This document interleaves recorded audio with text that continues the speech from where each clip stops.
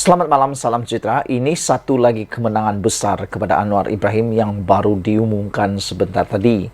Sheila share video ini supaya anda dapat mengongsikan kepada ramai orang akan kemenangan Anwar Ibrahim ini dan juga betapa hebatnya kepimpinan beliau pada masa ini.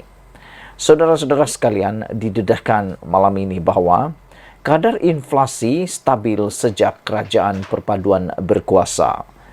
Sebelum kita teruskan isu dan ulasan malam ini, jangan lupa tinggalkan komen anda, tekan butang subscribe bagi mereka yang belum tekan butang subscribe.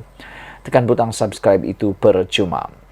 Saudara-saudara sekalian, penyakit paling teruk yang pernah dialami oleh negara-negara Malaysia maupun seluruh dunia ialah penyakit yang disebut penyakit ekonomi, iaitu inflasi. Ramai orang mengatakan bahawa kerajaan Anwar Ibrahim tidak dapat menangani masalah kenaikan harga barang dan sebagainya. Namun, apa yang kita diberitahu akhirnya malam ini satu kemenangan buat Anwar apabila dikatakan oleh Menteri Keuangan Malaysia sendiri, Menteri Ekonomi Malaysia sendiri, iaitu Rafizi Ramli, bahawa kadar inflasi stabil sejak kerajaan perpaduan berkuasa. Menteri Ekonomi Rafizi Ramli berkata, ia berdasarkan data diambil ketika harga barangan berada di kemuncak pada September 2022 yang dikeluarkan Jabatan Perangkaan. Kadar inflasi negara kembali stabil sejak kerajaan perpaduan mengambil alih pentadbiran, kata Menteri Ekonomi Rafizi Ramli. Rafizi berkata, ini berdasarkan data diambil ketika harga barangan berada di kemuncak pada September 2022 dan yang dikeluarkan Jabatan Perangkaan. Kata Rafizi, tanda menunjukkan kemuncak peningkatan harga barangan sudah berlalu. Kita berharap dari sebulan ke sebulan ianya turun pada kadar 0.1% tiap 2 bulan dan pola menurun ini berterusan dalam bulan-bulan akan datang daripada 3.8% Disember 2022 turun kepada 3.7% Januari dan Februari 2023, kata Rafizi Ramli. Jika aliran ini berterusan sehingga akhir tahun ini, kita berpeluang membawa inflasi ke paras sekitar 3.1% hingga 3.3%, kata Rafizi Ramli. Bagaimanapun, Rafizi berkata kadar inflasi bergantung kepada perkara di luar kawalan, seperti gangguan bekalan bahan mentah yang disebabkan oleh faktor geopolitik antarabangsa atau gangguan setempat seperti banjir. Minggu lalu, Jabatan Perangkaan berkata kadar inflasi kekal pada 3.7% didorong oleh makanan dan minuman, keperluan rumah dan produk kesihatan. Walaupun kadar inflasi sudah mencapai tahap lebih stabil, Rafizi berkata kerajaan sedar harga barangan masih tinggi jika dibandingkan dengan pendapatan rakyat. Dalam satu sidang media itu, Rafizi turut mengumumkan aplikasi Kita Jaga, iaitu kemudahan bagi penyemakan harga, termasuk mampu mempamerkan harga harian untuk setiap barang mengikut lokaliti tertentu. Inisiatif itu adalah hasil kolaborasi antara Kementerian Ekonomi dan organisasi tempatan.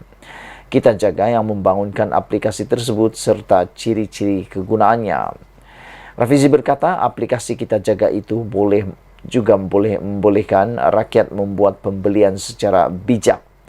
Susulan kemudahan maklumat data harga barangan di hujung jari.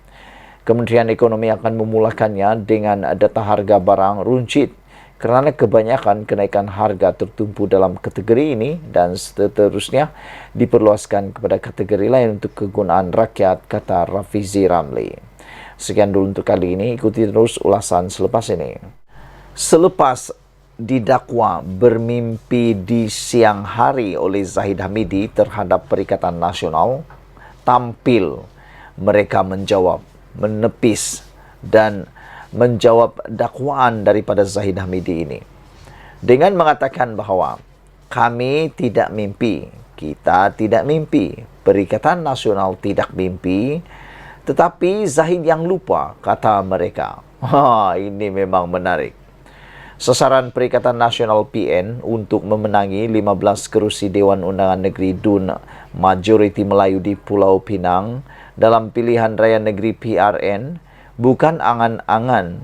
Sebaliknya, realiti berdasarkan sokongan semasa terhadap gabungan itu, kata seorang pemimpin daripada Parti Bersatu, yaitu Ketua Penerangan Bersatu, Datuk Razali Idris. Ketika ini, sokongan terhadap Perikatan Nasional khususnya dalam kalangan pengundi Melayu kekal kukuh seperti mana diterima ketika negara berdepan pilihan raya negeri ke-15 pada November lalu, kata beliau.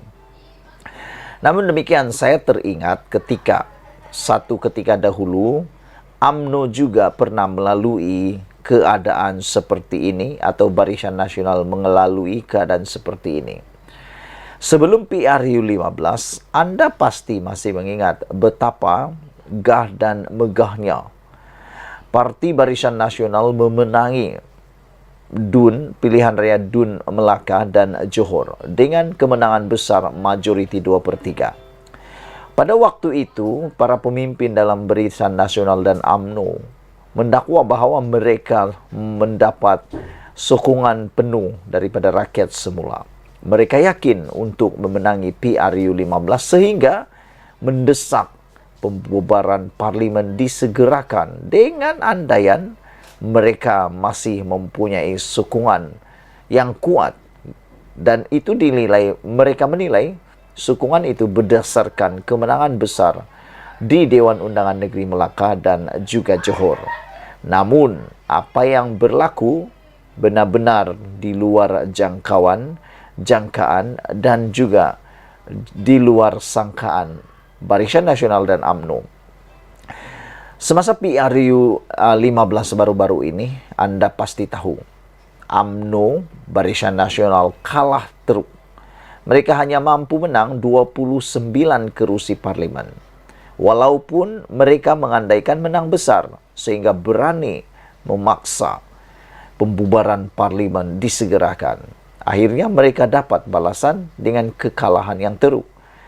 Ini mereka menilai keyakinan berdasarkan pilihan raya sebelum itu, yaitu di Melaka dan juga di Johor.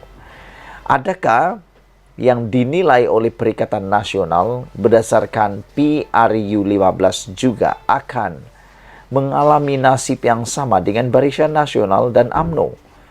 Adakah Perikatan Nasional juga akan mengalami nasib yang sama dengan mengandaikan atau memikirkan bahawa mereka akan mendapat kemenangan yang sama, rentetan daripada sejarah kemenangan mereka, sejarah kemenangan di dalam PRU 15 yang lampau, yang baru-baru ini? Ketua Penerangan Bersatu, Datuk Razali Idris juga mengatakan, kami tidak bermimpi di siang hari, tapi Ahmad Zahid Hamidi lah yang sebenarnya lupa.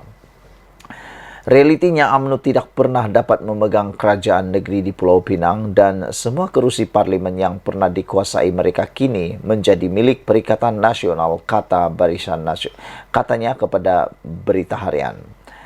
Beliau mengulas kenyataan Ahmad Zahid yang menyifatkan ramalan PN mampu memenangi 15 kerusi Dewan Undangan Negeri Majoriti Melayu pada PRN di Pulau Pinang seperti mimpi di siang hari.